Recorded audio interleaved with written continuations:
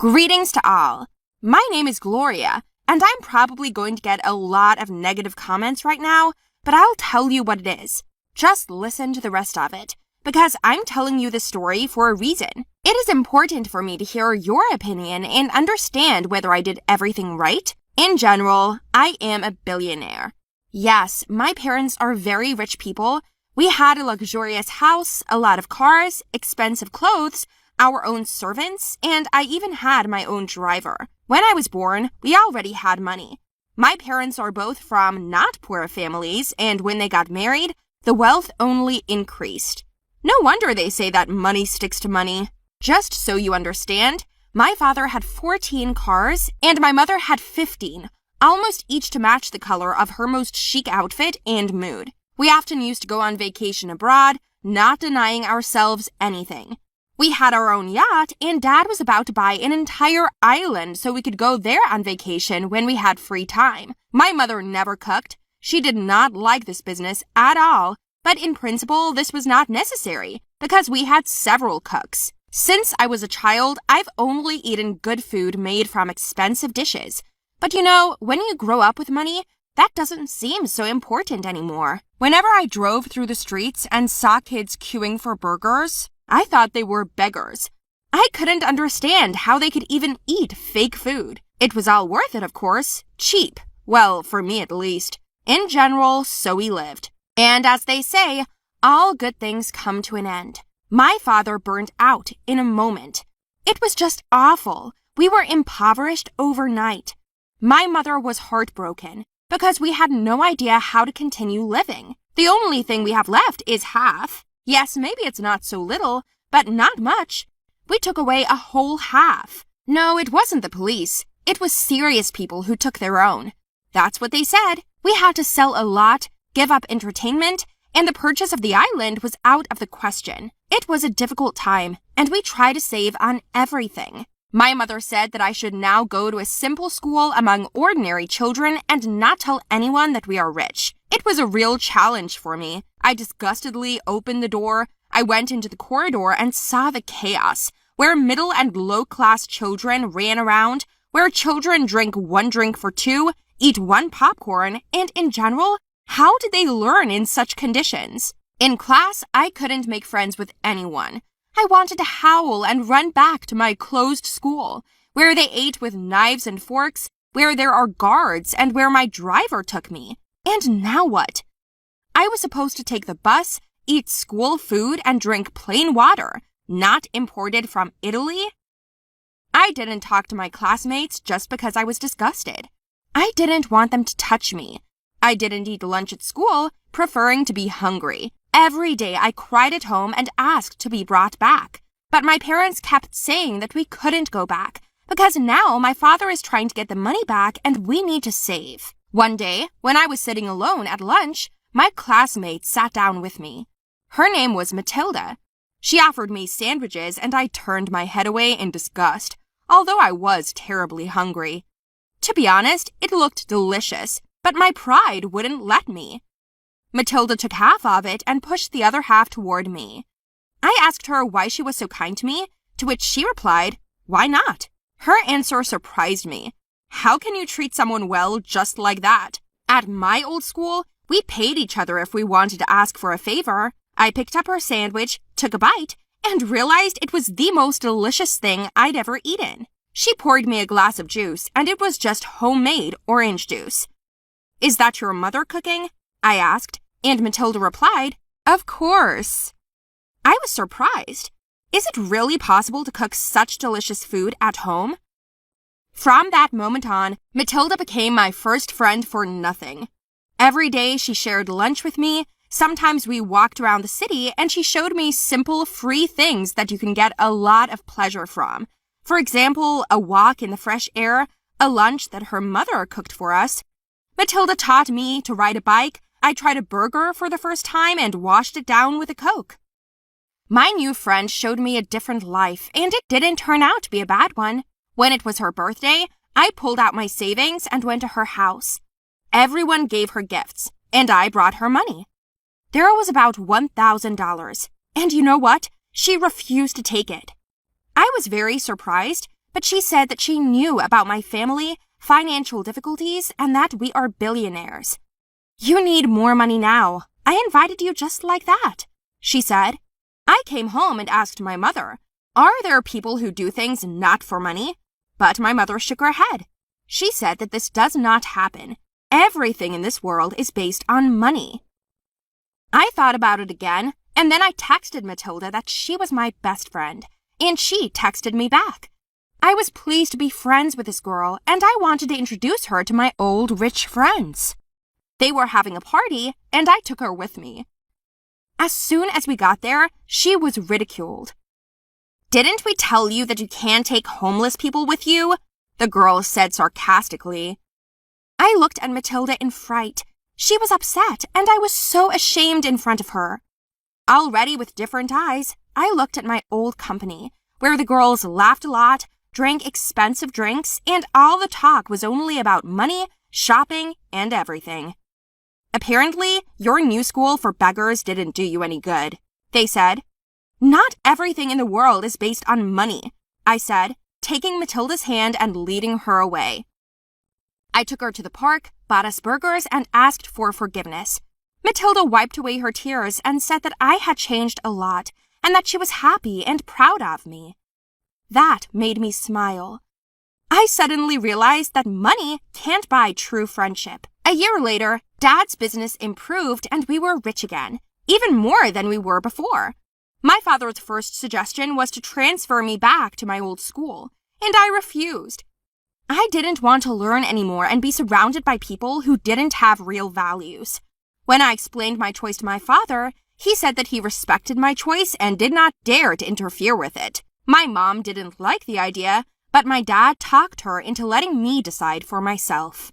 So I stayed in my poor school, where I even began to dress more simply. By the way, I even had my own group of friends, and my friendship with Matilda only grew stronger. I realized that among the poor people, there are sincere and kind people who are ready to love people just for who they are. Am I right? Hi, my name is Phil, and I am a millionaire at 18 years old. You will be surprised and think that the money was probably earned not by me but by my rich parents. But this is not true. I am ready to share my story with you right now. I was born in an ordinary family. I have no brothers or sisters. My parents worked as doctors and almost always disappeared from work. For as long as I can remember, I also wanted to follow in their steps. But my father said that if I want to become a doctor, I must be 100% ready for it, because the work takes all the time, and as a return, a saved human life, but it is not always a good income. That's probably why they got married, because they understood each other. Others would simply not understand this kind of work. I can't say that our family lived comfortably. We were not poor, but we did not live on a free hand. Doctors don't always make a lot of money, as Dad pointed out. I promised my parents that one day I would get rich and they wouldn't have to work so hard anymore. They will be able to take a well-deserved rest the day before and stop worrying about other people's lives and finally take care of their own. Once in the middle of the night, the phone rang at home. An urgent call came from the hospital. It turned out that a whole family was poisoned by carbon monoxide. Their children were there. My parents rushed to the hospital without a word. My mother gave me one last kiss and told me they would be back soon.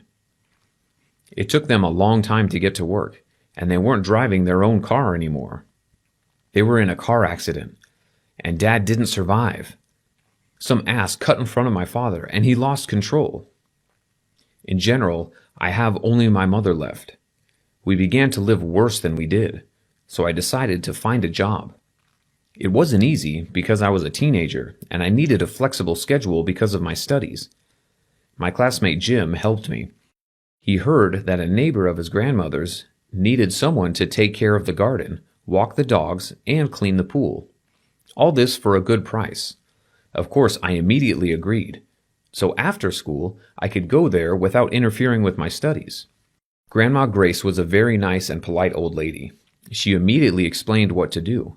She had a swanky mansion with a huge garden, a swimming pool, and a smooth lawn. I've only seen it in movies before. She looked like a magazine cover, too.